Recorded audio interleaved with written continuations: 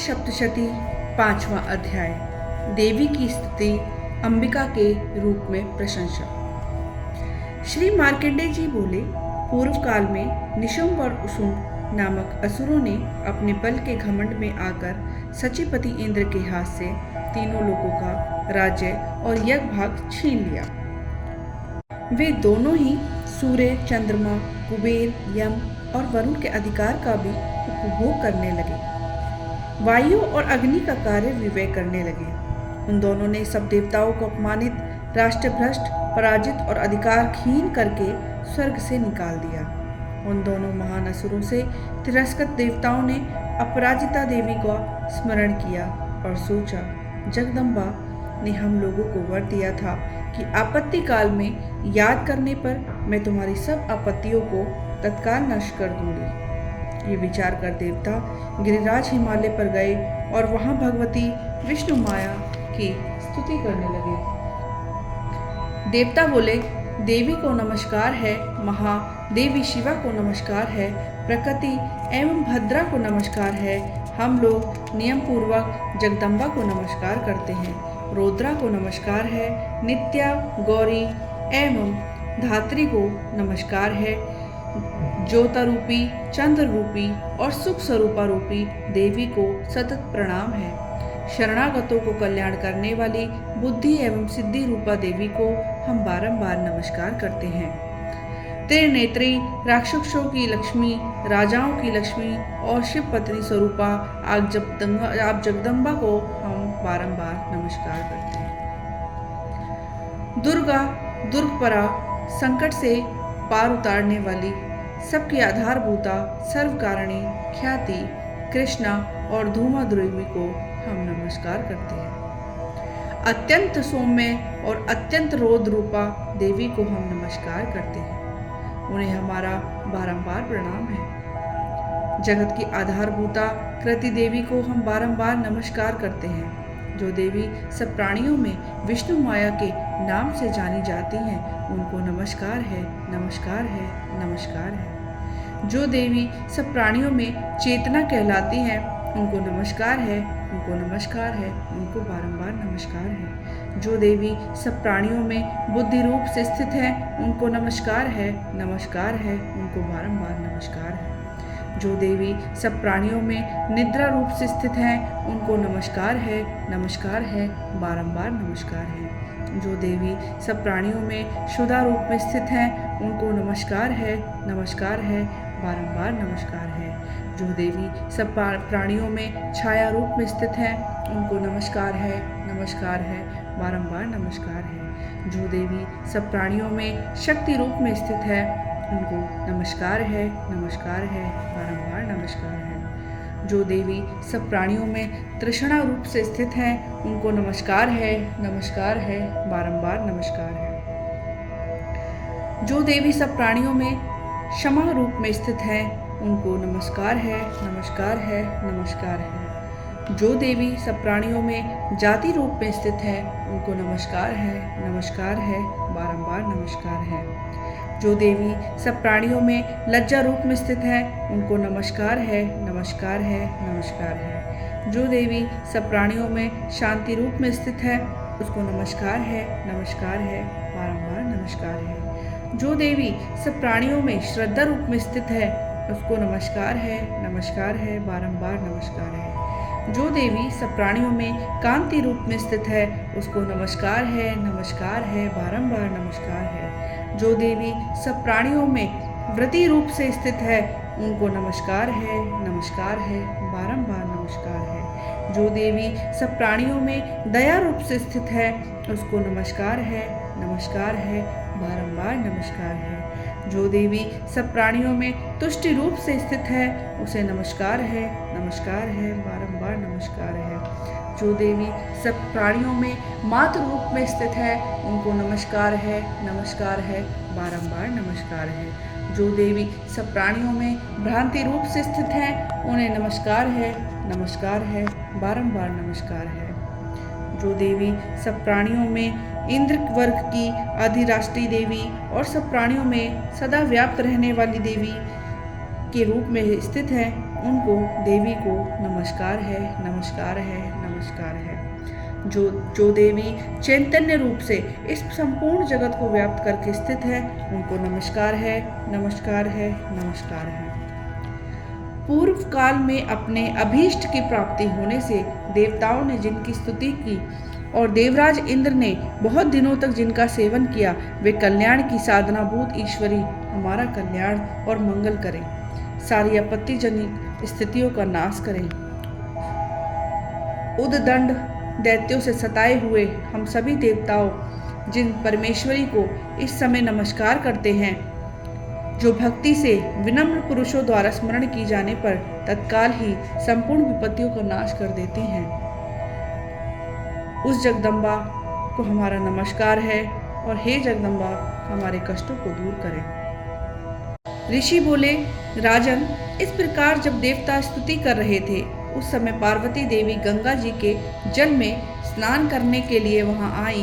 उन सुंदर भावों वाली भगवती ने देवताओं से पूछा, आप लोग यहाँ किसकी स्तुति कर रहे हैं? तब उन्हीं के शरीर से प्रकट हुई शिवा देवी बोली, शुभ दैत्य से तिरस्कृत हुए युद्ध में निशुंभ से पराजित होकर यहाँ एकत्रित हुए ये समस्त देवता मेरी ही स्तुति कर रहे हैं।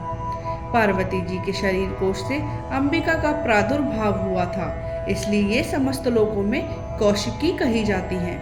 कौशिकी के प्रकट होने के बाद पार्वती देवी का शरीर काले रंग का हो गया, अतः हिमालय में निवास करने वाली कालिका देवी के नाम से विख्यात हुई। तदंतर शुंभ निशुंभ के व्रत चंडमुंड वहां आए और उन्होंने परम मनोहर रूप धारण करने वाली अंबिका देवी को देखा। फिर वे शुंभ के पास जाकर बोले, महाराज, एक अत्यंत मनोहर स्त्री है जो अपनी दिव्य कांति से हिमालय को प्रकाशित कर रही है। वैसा उत्तम रूप कहीं किसी ने भी नहीं देखा होगा।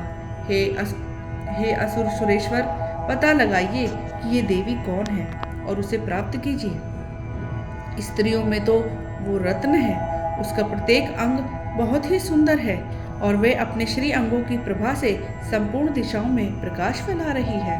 दैत्यराज, अभी वे हिमालय पर ही स्थित है, आप उसे देख सकते हैं।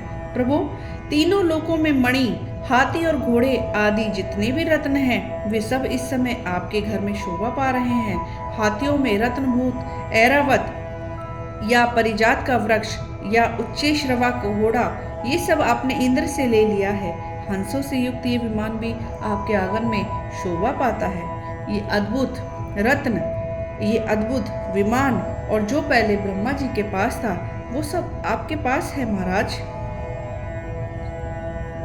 आप महापद नामक की निधि और आप कुबेर से छीन लाए हैं। समुद्र ने आपको किलकिनी नाम की माला भेंट की है, जो केसरों से सुशोभित है और जिसके कमल कभी कुम्हलाते नहीं। सुवर्ण की वर्षा करने वाला वरुण का छत्र भी आपके घर में शोभा पाता है। अतः ये सर्वश्रेष्ठ रथ जो पहले प्रजापति के अधिकार में था, अब आपके अधिकार में है। हे दैत्यवर, मृत्यु की उत्कृष्टता नाम वाली शक्ति को भी आपने छीना है और वरुण का पाश और समुद्र में उत्पन्न होने वाले सभी प्रकार के रत्न आपके भाई निशुंभ के अधिकार में है। अग्नि ने भी शुद्ध शुद्ध किए हुए तो वस्त्र आपकी सेवा में अर्पित किए हैं। प्रभु दैत्यराज, इस प्रकार सभी रत्न आपने एकत्रित कर लिए हैं। फिर जो ये स्त्री में रत्न रूपी कल्याणमयी देवी हैं, इसे आप अपने अधिकार में क्यों नहीं कर लेते? ऋषि बोले, चंडमुंड का ये वचन सुनकर शुंभ ने महादैत्य सुग्रीव को दूत बनाकर देवी के पास भेजा और कहा, तुम मेरी आज्ञा से सामने ये बातें कह देना और ऐसा उपाय करना जिससे प्रसन्न होकर वे शीघ्र यहाँ आ जाए। वह दूत पर्वत के अत्यंत रमणीय प्रदेश में जहाँ वह देवी सुशोभित थी वहां गया और मधुर वाणी में कोमल वचन बोला। दूत बोला, देवी, दैत्यराज शुंभ इस समय तीनों लोकों के परमेश्वर हैं। मैं उन्हीं का भेजा हुआ दूत हूँ और यहाँ तुम्हारे पास उपस्थित हुआ हूँ। उनकी आज्ञा सदा सब देवता एक स्वर में मानते हैं, कोई उनका उल्लंघन नहीं कर सकता। वे संपूर्ण देवताओं को परास्त कर चुके हैं उन्होंने तुम्हारे लिए जो संदेश दिया है उसे सुनो। संपूर्ण त्रिलोकी मेरे अधिकार में है, देवता भी मेरे आज्ञा के अधीन चलते हैं। संपूर्ण यज्ञों को भोगों में ही मैं भोगता हूँ। तीनों लोकों में जितने श्रेष्ठ रत्न हैं वे सब मेरे अधिकार में हैं। देवराज इंद्र का वाहन ऐरावत, जो हाथियों में रत्न के समान है, उसे मैंने छीन लिया है। क्षीर सागर का मंथन करने से जो अश्व रत्न उच्च श्रवा प्रकट हुआ है, उसे देवताओं ने मेरे पैरों पर पड़कर समर्पित किया है। हे सुंदरी, उनके अतिरिक्त और भी जितने रत्नभूत पदार्थ देवताओं, गंधर्वों और नागों के पास थे, वे सब मेरे पास आ चुके हैं। हे देवी, हम लोग तुम्हें संसार की स्त्रियों में रत्न मानते हैं, अतः तुम हमारे पास आ जाओ, क्योंकि रत्नों का उपभोग करने वाले हम ही हैं। चंचल कटाक्ष वाली सुंदरी, तुम मेरे या मेरे महापराक्रमी भाई निशुम्भ की सेवा में आ जाओ, क्योंकि तुम रत्न स्वरूपा हो। इस प्रकार मेरा वरण करने से तुम्हें अतुलित महान ऐश्वर्य की प्राप्ति होगी। अपनी बुद्धि से विचार कर तुम मेरी पत्नी बन जाओ। ऋषि बोले, दूत के ये कहने पर कल्याणकरी भगवती दुर्गा देवी, जो इस जगत को धारण करती हैं, मन ही मन गंभीर भाव से मुस्कुराईं और बोली। देवी ने कहा, दूत, तुमने सत्य कहा है, इसमें तनिक भी झूठ नहीं है। कि शुंभ तीनों लोगों का स्वामी है और निशुंभ भी उसी के समान पराक्रमी है, किंतु इस विषय में मैंने जो प्रतिज्ञा की है उसे कैसे झूठी करूं? मैंने अपनी अल्प बुद्धि के कारण पहले से जो प्रतिज्ञा रख रखी है उसे सुनो।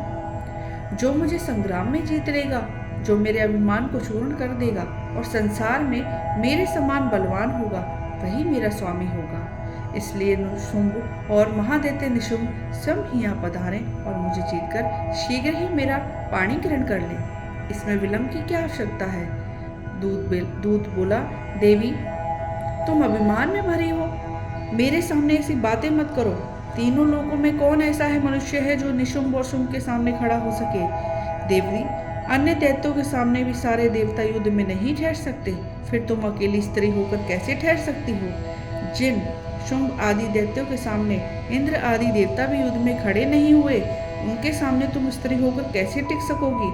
इसलिए तुम मेरे ही कहने पर शुंभ और निशुंभ के पास बेहिचक चली चलो। ऐसा करने से तुम्हारे गौरव की रक्षा होगी, अन्यथा जब वे केश पकड़कर घसीटेंगे तब तुम्हें अपना गौरव गंवाकर जाना पड़ेगा। देवी ने कहा, तुम्हारा कहना उचित है, शुंभ बलवान है और निशुंभ भी बड़ा पराक्रमी है, परंतु क्या मैं ऐसे ही चली जाऊं? मैंने पहले बिना सोचे समझे प्रतिज्ञा कर ली है। अब तुम जाओ और मैंने जैसा तुमसे कहा है ऐसा सब दैत्यराज से आदरपूर्वक कहना, फिर जो उचित जान पड़े वह कर लें। 5वां अध्याय समाप्त। श्री दुर्गाय नमः। जय माता दी।